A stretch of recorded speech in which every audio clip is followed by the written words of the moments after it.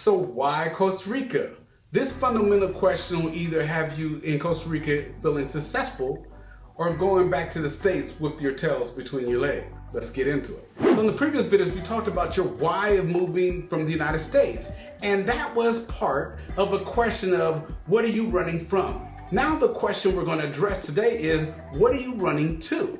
So many people don't have a clear understanding of, why Costa Rica? And if you saw my previous videos, honestly, I didn't understand why Costa Rica. I just wanted someplace warm. I was on the shallow side of things, the reason why I'm talking to you about where I wanted to go. I just knew I wanted to get away from the stress. But the problem of not having a clear why of Costa Rica is that once you get here, you'll realize it doesn't fix everything. It doesn't solve your problems because you didn't really have a clear reason for being here.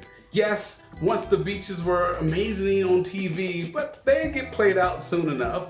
It's like taking a pain pill for a broken arm. You really needed to go get that bad boy fixed, but you just kept putting it off and taking a pill to fix the problem. Well, that is the same thing that happens in Costa Rica. If you don't have a clear vision for Costa Rica, what ends up happening is you'll get bored. You'll start your United States habits of buying stuff, which is very expensive in Costa Rica. You might start looking for a house to buy because in the United States, the thing that made you feel comfortable was having a house of your own to say, this is mine and this is where I belong. But if you do that in Costa Rica, especially if you're new and you're just getting here and you haven't even surveyed the land, if you will, to figure out, do I like this area? Is the beach really all that I need? Don't I need more? Where's my community? If you haven't figured out those things and you just buy, you'll find yourself in a place where you're going to be uncomfortable in the near future. As I alluded to in last week's video, if you have some internal work, which we kind of all do, that you probably should do before you leave the United States, make sure you do so.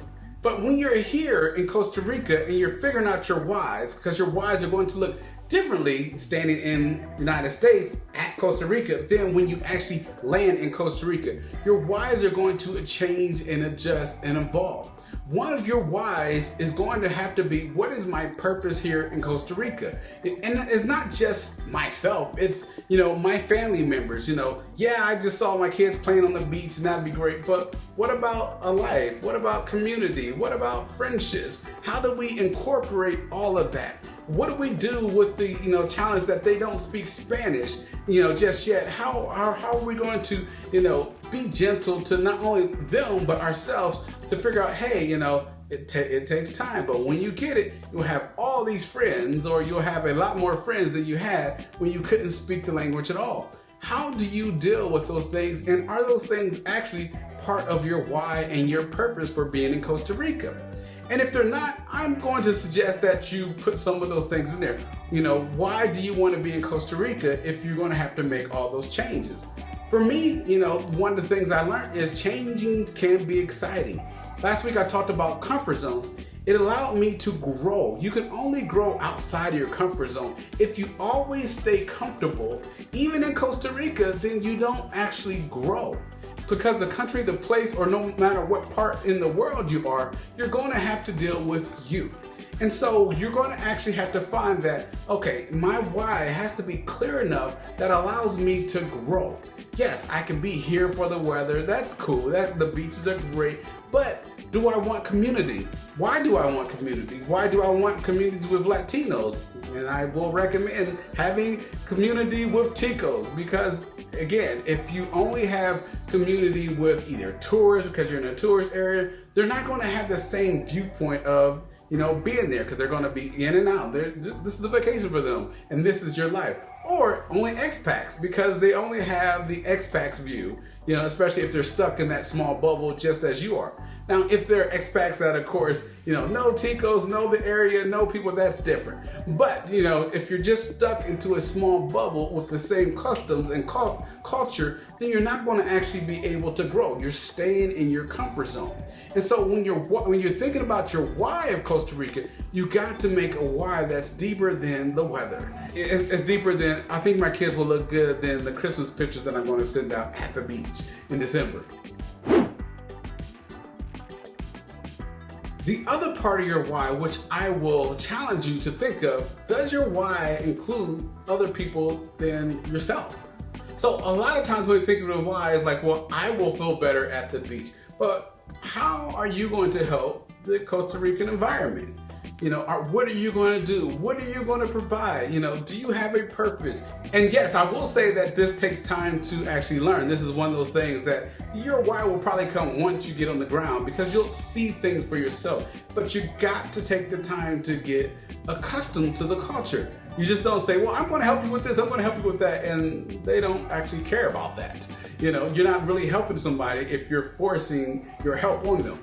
But if you were able to do something, maybe you came from the United States with a particular skill set that, that could help Costa Rica, improve what they're already doing, then your why is actually closer in place, because you're actually helping them what they need help with. Now, I don't want to make it look like Costa Ricans are not intelligent. They are very intelligent people.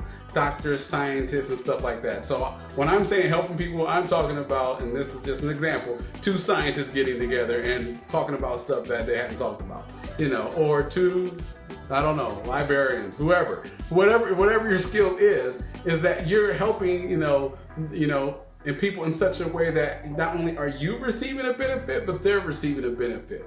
And so if your why has more than yourself in it, and your family, to be quite honest, then maybe you're on the right track. And as I'm alluding to, there's more than just one why. There's a why for, yes, a why for myself. There's a why for my family. There's a why for why I'm being here. We've already talked about the why, you were leaving the United States, but there's another part of that why. Where's my purpose, that comes out of that particular why. And so you're going to actually be able to dig into those things and to actually get something clear. And I made I don't know if it was a bad tasting joke, but it was something to the point of, I understand why weddings are so successful and marriages fail.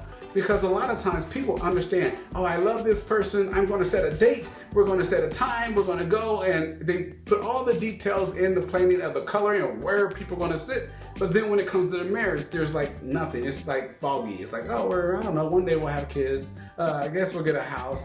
And so when people move to Costa Rica, it's the same thing. It's like, okay, I finally made up my mind. I got the date. I know what I'm doing. I'm running from all this stuff I don't want to, but what am I running to? I don't know, a beach? Okay, is there something more?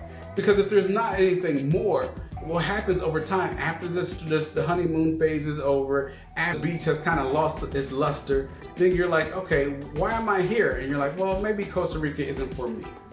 Well, the truth is, maybe you didn't give Costa Rica time or was able to be flexible enough to adjust. Now, I'm not saying that there aren't people that, hey, I came to Costa Rica and it's not for me.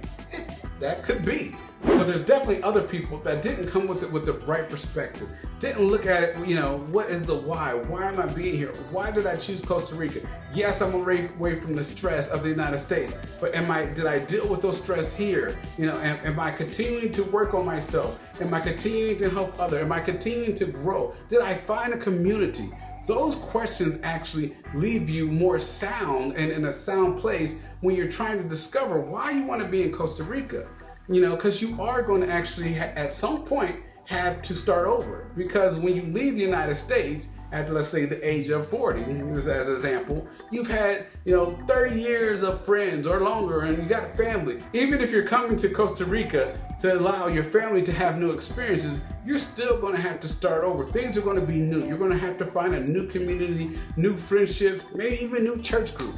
And so you're going to have to find those particular things that will help leave you and ground you so that Costa Rica is right for you. This is why having your why is so foundational to your decision on moving to Costa Rica and staying in Costa Rica, because it actually keeps you going and it keeps you moving in purpose where you feel like you're accomplishing things. And also, as a bonus, when things get hard or difficult or seem completely strange and wacky, you actually be like, oh, well, my why is strong enough to keep me here to get past those experiences. Yes, things are different, and no, I didn't expect that, but my why is so strong that I'm here. I'm here to stay. I'm here to learn. I'm here to grow. I'm here to interact with the Ticos. I'm here to, learn from them. And if I have something to give to them, I will give it to them. And so you're learning to actually balance your life just like you did subconsciously in the United States. So if you want to know more about moving and living here in Costa Rica, check out these 2 videos. And remember to be here next week where I'm giving you the last video on changing the chip. I'll see you on the other side.